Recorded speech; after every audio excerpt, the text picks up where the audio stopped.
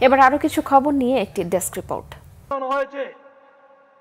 PR পদ্ধতির নির্বাচন নিয়ে বিএনপির স্থায়ী কমিটির সদস্য অধ্যাপক ডাক্তার এজেডএম জাহিদ হোসেন বলেছেন, কোনো অবস্থাতেই জনগণের ওপর কোনো মতামত, কোনো পিআর চাপিয়ে দেবেন না। দেশের সংবিধান অনুযায়ী সরাসরি ভোটের মাধ্যমে প্রার্থী নির্বাচনের কথা লেখা আছে। বিকেলে মৌলভীবাজার শিল্পকলা একাডেমিতে মৌলভীবাজার পৌর বিএনপির দ্বিবার্ষিক সম্মেলন ও কাউন্সিল 2025-এ প্রধান অতিথির বক্তব্যে তিনি এসব কথা বলেন।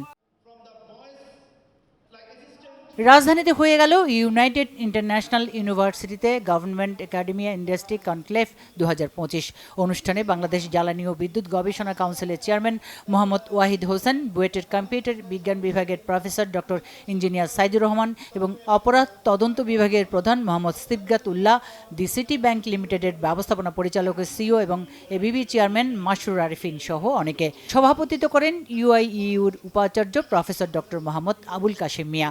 কনক্লেভের শুরুতে কৃত্রিম বুদ্ধিমত্তা ও সাইবার নিরাপত্তা বিষয়ক দুইটি মূল প্রবন্ধ উপস্থাপন করেন ইউআইইউর এমএসসি প্রোগ্রাম ও আইরিকেট পরিচালক প্রফেসর ডক্টর খন্দকার আবদুল্লাহ আল মামুন এবং ইউআইইউর সিএসি বিভাগের প্রফেসর ডক্টর সোহরাব হোসেন। এই কনক্লেভ সরকার, একাডেমিয়া এবং শিল্পের মধ্যে সংলাপের জন্য একটি গুরুত্বপূর্ণ প্ল্যাটফর্ম তৈরি করেছে বলে জানান বক্তারা। Centre for cancer care foundation আজ রাজধানীতে আলোচনা সভার আয়োজন করেছে। বিকালে বিশ্ব সাহিত্য কেন্দ্রে অনুষ্ঠিত আলোচনায় বক্তারা দেশের প্রতিটি হাসপাতালে ক্যান্সার কাউন্সেলিংয়ের ব্যবস্থা নিশ্চিতের আহ্বান জানিয়েছেন। এছাড়া সময়োপযোগী ও কার্যকর ক্যান্সার নীতিমালা তৈরি এবং জাতীয় ক্যান্সার নিয়ন্ত্রণ পরিকল্পনা গ্রহণ করতে সরকারের প্রতি দাবি জানান তারা।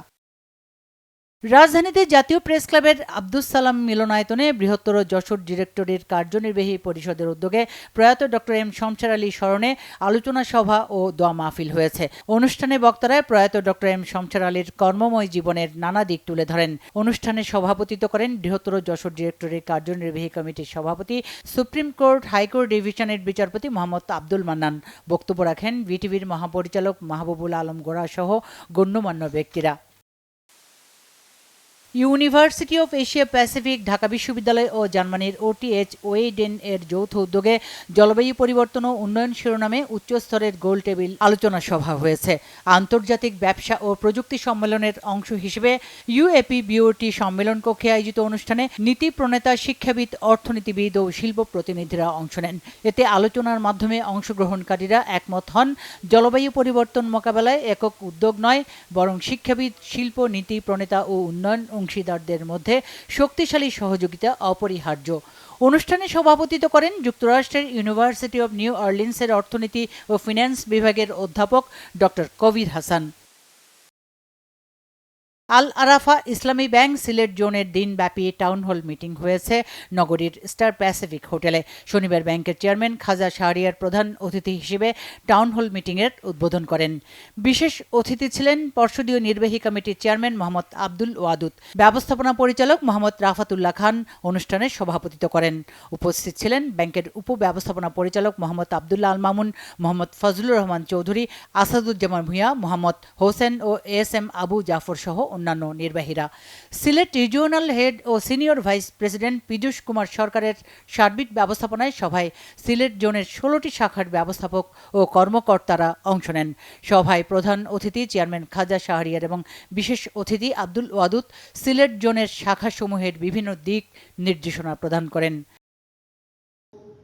বিএনপির যুগ্ম মহাসচিব অ্যাডভোকেট আব্দুস সালাম আজাদ বলেছেন, শারদীয় দুর্গাপূজাকে ঘিরে পরাজিত শক্তি অতীতের মতো ষড়যন্ত্র করলে হিন্দু ধর্মাবলম্বীদের পক্ষ থেকে প্রতিহত করবে।